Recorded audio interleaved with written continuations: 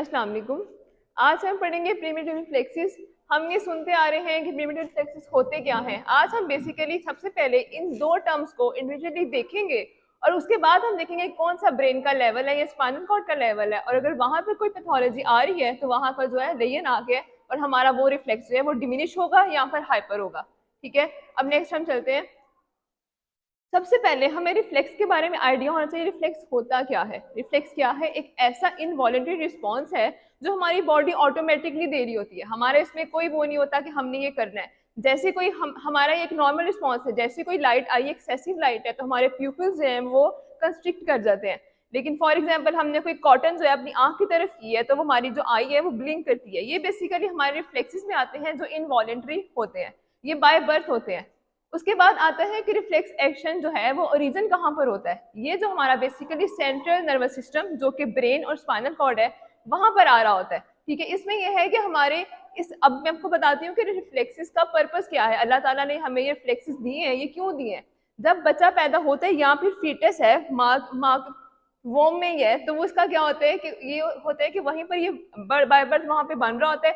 With the passage of time जो है ये डिमिनिश हो जाता है। इससे हमें आइडिया होता है कि अगर एक प्रॉपर मैं आपको आगे रिफ्लेक्सेस बताऊंगी, अगर उस एज के अकॉर्डिंग वहां पर रिफ्लेक्स नहीं है तो इसका मतलब ये है, या फिर रिफ्लेक्स प्रेजेंट है तो इसका मतलब ये है कि वहां पर बच्चे को कोई ब्रेन का कोई इशू है, मतलब उसमें कोई पैथोलॉजी अंदर चल रही है। इसके बाद मैं आपको बताऊं कि किस तरह जो है ये जो हमारा ये सप्रेस किस तरह होते हैं हमारे जो रिफ्लेक्सेस है। With the passage of time जो हमारे फ्रंटल लोब्स हैं वो बनते हैं। फ्रंटल लोब का काम क्या है? उन्होंने कॉग्निशन करनी है, मेमोरी में वो हेल्प करते हैं और इंटेलिजेंस में हेल्प करते हैं। लेकिन with the passage of time जैसे जैसे हमारे लोब्स हैं सप्रेस वो नहीं कर रहे, इससे क्या होगा कि अगर बच्चे में जो है रिफ्लेक्सेस एबनॉर्मली प्रेजेंट है तो ये होगा कि उसमें जो है वो उसकी रिकॉग्निशन नहीं अच्छी होगी, उसकी मेमोरी अच्छी नहीं होगी, उसकी जो इंटेलिजेंस है वो काफी ज्यादा इफेक्ट हो जाएगी। उसके बाद जो है उसके बाद ये है कि हम इसको रिफ्लेक्सेस को इन्फेंट क्यों कहते हैं। ठीक है, इसको हम ये क्यों कहते हैं कि प्रिमिटिव है? इसलिए कहते हैं कि ये बाय बर्थ होते हैं, ये गेस्टेशन के पीरियड से मोस्टली जो है ये प्रेजेंट होते हैं बेबी में और with the passage of time ये डिमिनिश होते रहते हैं। अच्छा, अब मैंने आपको बताया इंपॉर्टेंस क्या है, लेकिन जो मेजर इंपॉर्टेंस इसकी ये है कि अगर देखें जो आगे हम पढ़ेंगे मोरो रिफ्लेक्स पढ़ेंगे, ये क्या होता है, सकिंग रिफ्लेक्स पढ़ेंगे। इससे क्या होता है बेबी और जो पेरेंट्स होते हैं उनके दरमियान इंटरेक्शन अच्छी होती है। उनको आइडिया होता है कि हम हमारा बच्चा जो है अगर हम उसको ये रिफ्लेक्स दे रहे हैं तो वो प्रॉपर रिस्पॉन्ड कर रहा है। ये उनमें इंटरेक्शन के लिए भी काफी ज्यादा जो बेनिफिशियल रिफ्लेक्सेस ये होते हैं। उसके बाद जैसे वही आपको मैंने बताया कि रिफ्लेक्सेस जो है इंटरेक्शन में हेल्प करते हैं पेरेंट्स और इन्फेंट्स की। जैसे सकिंग रिफ्लेक्स हो गया, ग्रास्पिंग रिफ्लेक्स हो गया। आपने ये देखा होगा, ये बड़ी एक नॉर्मल चीज है कि अगर आपके घर में कोई बेबी है तो उसमें क्या है कि अगर वो नया नया उसमें वो रिफ्लेक्स उस पर प्रेजेंट है, लेकिन आप उसको कोई देते हैं, प्रेशर देते हैं तो वो अपनी उंगली ऐसे कर लेता है, तो हम बड़ा खुश होते हैं कि देखो उसने मेरी उंगली नहीं छोड़ा। तो ये चीज है कि ये इंटरेक्शन में बड़ा हेल्प करता है। अच्छा, अब हम आगे देखते हैं कि हम जो रिफ्लेक्सेस हैं उसको हम बेसिकली असेंडिंग ऑर्डर में जाएंगे, हम नीचे से ऊपर की तरफ जाएंगे। और हमें अगर जैसे स्पाइनल कॉर्ड का मसला है तो वो वाले रिफ्लेक्सेस हम आगे पढ़ेंगे, वो वहां से जाएंगे। इस तरह ब्रेन स्टेम है जिसमें हमारा आ जाता है मिड ब्रेन आता है, पोन्स आता है, मिड्यूला आ जाता है, फिर आगे मिड ब्रेन कॉर्टिकल लेवल के स्टेप बाय स्टेप हम देखेंगे। और वहां पर अगर कोई पैथोलॉजी चल रही है तो वो वाले रिफ्लेक्सेस जो है वो बच्चे में लॉस हो जाएंगे, या फिर वो एज से पहले एज के बाद भी प्रेजेंट होंगे। अच्छा जी, उसके बाद हम अब सबसे पहले देखते हैं स्पाइनल लेवल रिफ्लेक्सेस। हम इसको वन बाय वन अब करके देखेंगे।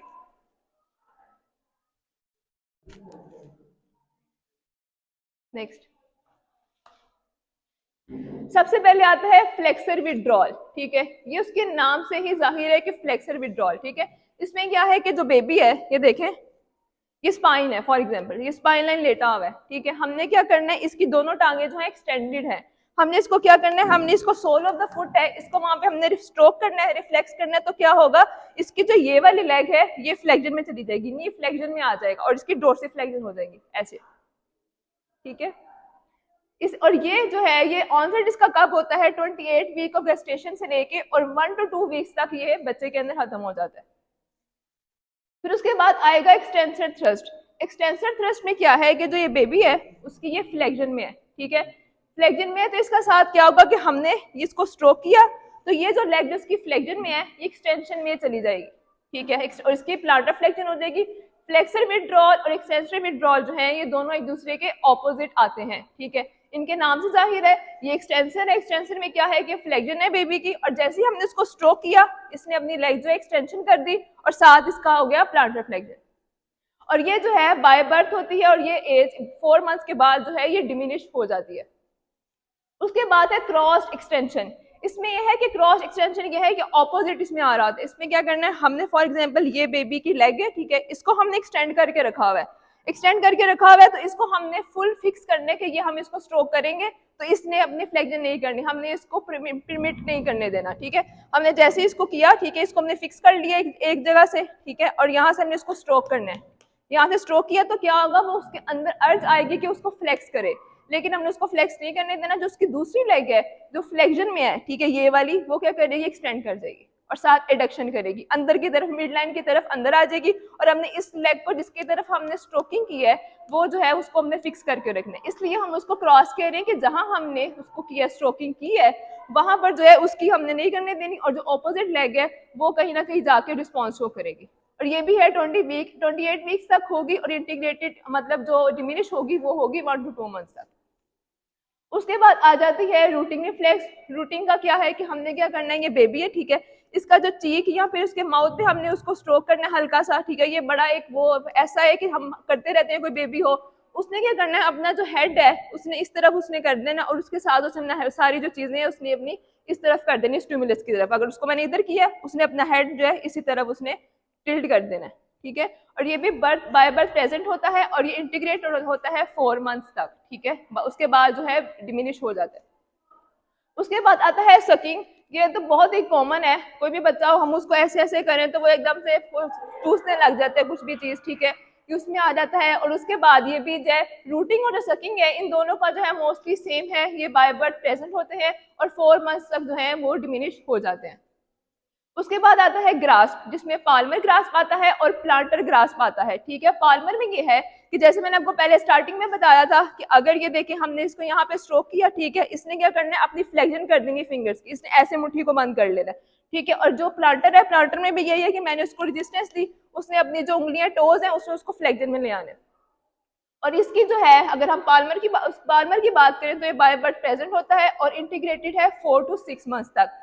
और जो है प्लांटर है वो 28 वीक से स्टार्ट होता है, गेस्टेशन में, फीटस में स्टार्ट होता है।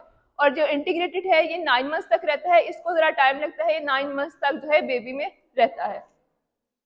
उसके बाद हम आते हैं ट्रैक्शन। ट्रैक्शन में क्या है कि बेबी जो है उस ये लेटा हुआ है, ठीक है, हमने क्या करना है, हमने इसको ऐसे करके इसको ऊपर की तरफ लेकर आना है सेमी सिटिंग पोजीशन में। जैसे हम इसको ऊपर की तरफ लेकर आएंगे, इसने क्या करना है, अपनी अपर एक्सट्रीमिटी इसको फ्लेक्शन में ले जाना है, ऐसे उसने करना है, ठीक है। उसने अपने अपर एक्सट्रीमिटी को फ्लेक्शन में कर लेना है, और साथ जो है इसका ये होता है कि उसने टोटल जैसे ग्रास्पिंग रिफ्लेक्स आता है ना, उसने अपनी मुट्ठी बंद कर लेनी है, और इसके साथ साथ जो है अपनी अपर एक्सट्रीमिटी को साथ ले आना है, अपनी मिड लाइन की तरफ ले आना है। और ये भी है 28 वीक ऑफ गेस्टेशन। जो 28 वीक्स में आपको पहले बार बार बता रही हूँ, ये 28 वीक्स क्या है, अप्रोक्सीमेटली 7 मंथ्स ऑफ प्रेगनेंसी बनते हैं फीमेल के। और जैसे ही 7 मंथ्स जब वो स्टार्ट होता है तो ये जो रिफ्लेक्स है ये होना स्टार्ट हो जाते हैं बेबी के अंदर, फीटस के अंदर, और 2 to 5 मंथ्स तक जो है ये डिमिनिश हो जाते हैं। अब मैंने आपको स्पाइनल लेवल के बारे में बताया कि स्पाइनल लेवल में कौन कौन से मेजर आते हैं, ठीक है, लेकिन जो है जो इंटीग्रेशन का और ऑनसेट का जो है टाइम वो थोड़ा फ्लक्चुएट कर सकता है 1 to 2 मंथ्स तक। अगर ये नहीं कि 1-2 महीने जो है बच्चे के अंदर वो चीज़ें थोड़ी चेंज कर रही हैं तो हम कहते हैं कि नहीं हमारे में कोई पैथोलॉजी चल रही है, हम थोड़ा सा वेट कर सकते हैं 1-2 महीने, उसके बाद ये जो है ये टाइम जो है वो ऊपर नीचे हो सकता है। उसके बाद जो है ब्रेन स्टेम लेवल के रिफ्लेक्सेस। ब्रेन स्टेम में क्या आता है, मिड ब्रेन आता है, पोन्स आता है, मिड्यूला आता है। इसमें हम बेसिकली 4 पढ़ेंगे, उससे हमें आइडिया हो जाएगा कि अगर वहां का कोई लेगन आ गया है तो वो ये बेसिकली 4 रिफ्लेक्सेस जो हैं वो हो जाएंगे। सबसे पहले है एसिमेट्रिकल टोनिक नेक रिफ्लेक्स। इसमें क्या है, इसकी सबसे ज्यादा अच्छी एग्जांपल ये है कि जैसे हम कमान मानते, जैसे हम ये देखें, जैसे हम तीर चलाने लगे हैं, ठीक है, हमने ये हमारी ये वाली जो है एक्सटेंशन में हमने उसी साइड पर जो अपने जो फेस है वो रखना है, और ये फ्लेक्जन में, ठीक है, ये फ्लेक्जन में दूसरी वाली, और ये जो है एक्सटेंशन में रहेगी। जो साइड एक्सटेंशन में है उसी साइड पे जो हमारा हेड है वो रोटेट करेगा, ठीक है। ये एग्जाम्पल या फोटो देखिए, इससे आपको काफी आइडिया हो जाएगा। और इसके साथ साथ जो ये है, इसकी ऑनसेट जो है वो बर्थ है और इंटीग्रेटेड है 4 to 6 मंथ्स तक। उसके बाद आता है STNR, सिमेट्रिकल टोनिक नेक रिफ्लेक्स। इसमें क्या होगा, ये देखें, अगर हमने जो है बेबी का जो हेड है वो फ्लेक्शन में है, ठीक है, हमने उसकी फ्लेक्शन कर दी है, तो उसने अपनी अपर एक्सट्रीमिटीज जो है वो भी उसने फ्लेक्स कर देनी है, ठीक है, और जो लोअर जो है वो एक्सटेंशन में आ जाएंगी, वो लोअर वाली जो है अपर से ऑपोजिट में आ जाएगी। और अगर जो है हमने बेबी की जो नेक है वो एक्सटेंशन में ले गए हैं, तो क्या होगा कि जो उसकी अपर लिम है वो एक्सटेंशन में चली जाएगी ऐसे, ठीक है, और जो लोअर लिम है वो फ्लेक्शन में चली जाएगी ऐसे, ठीक है। उसके बाद क्या है, ऑनसेट इसका ये है 4 to 6 मंथ्स है और इंटीग्रेटेड है 8 से 12 मंथ्स तक। उसके बाद है STLR। इसमें क्या है कि ये भी एक हमने बड़ा एक फिनोमिना हमने देखा है। अगर आप बेबी को उल्टा लेटा दें प्रोन पोजीशन में, तो ये ऐसे करके, तो देखें वो सुकड़ के लेटता है, ठीक है, अपने आप को वो इस तरह कर लेता है, ठीक है, ऐसे। और जैसे ही आप स्पाइन लाइन उसको लेटाएं तो वो अपने आप को एक्सटेंशन में ले जाता है ऐसे, ठीक है। ये अगर हम उसको प्रोन करेंगे तो उसकी सारी एक्सट्रीमिटीज, उसकी लिम्स जो हैं वो फ्लेक्शन में चली जाएंगी, अगर उसको स्पाइन में करेंगे तो उसकी सारी एक्सट्रीमिटीज एक्सटेंशन में चली जाएंगी। और ये भी बाय बर्थ है और 4 to 6 मंथ्स तक जो है ये इंटीग्रेटेड होता है, इसके बाद जो है वो डिमिनिश हो जाएगा। उसके बाद हम लास्ट पढ़ेंगे वो है पॉजिटिव स्टेपिंग वॉक रिफ्लेक्स, ठीक है। इसमें क्या है कि अगर जो बेबी है 6 मंथ्स तक अभी नहीं चलना स्टार्ट करता, हमने जैसे ही उसको क्या किया, हल्का सा कांटेक्ट में लेकर आए, ये देखेंगे फ्लोर है, हमने उसकी जो टांगे हैं उसकी तरफ लेकर आए, तो उसने साथ ही जो है अपना जो को कंट्रैक्शन जो मसल है लोअर लिम्ब की वो स्टार्ट हो जाएगी। अब को कंट्रैक्शन क्या है, को कंट्रैक्शन में क्या है, जो हमारे हैंड्स और क्वाड्स है और काफ मसल्स वो तीनों एक्टिवेट हो जाएंगे। अब को कंट्रैक्शन होता है, ये नॉर्मल फिनोमिना है। इसमें क्या होता है कि एक जॉइंट पे एगोनिस्ट और एंटागोनिस्ट जो भी दो मसल्स हैं वो दोनों एक टाइम पे एक्टिवेट हो जाते हैं। लेकिन ये है तो नॉर्मल फिनोमिना, लेकिन ये पेशेंट को, बेबी को बड़ा हेल्प करता है कि वो अपने आप को स्टेबल रखे, ठीक है। उसने क्या करना है, यहाँ से आपको थोड़ा आइडिया हो रहा होगा, ये देखें उसने यहाँ पर फ्लेक्शन भी की हुई है और साथ एक्सटेंशन करने की भी कोशिश कर रहा है। जो हमारे हैंड्स है वो फ्लेक्शन कराएंगे नीज पे, लेकिन कॉर्ड्स हैं वो करेंगे कि हमारी नी पे एक्सटेंशन आ जाए, ठीक है, वो जिसे कहते हैं ना सेमी फ्लेक्शन, जो नी का होता है पोजीशन वो बन जाएगी। तो वो को कंट्रैक्शन है नॉर्मल, लेकिन जो है ये बेबी को थोड़ा सा स्टेबल करने में हेल्प करता है। और ऑनसेट जो है वो बर्थ है और इंटीग्रेटेड जो है 6 मंथ्स के बाद जो है वो डिमिनिश हो जाता है।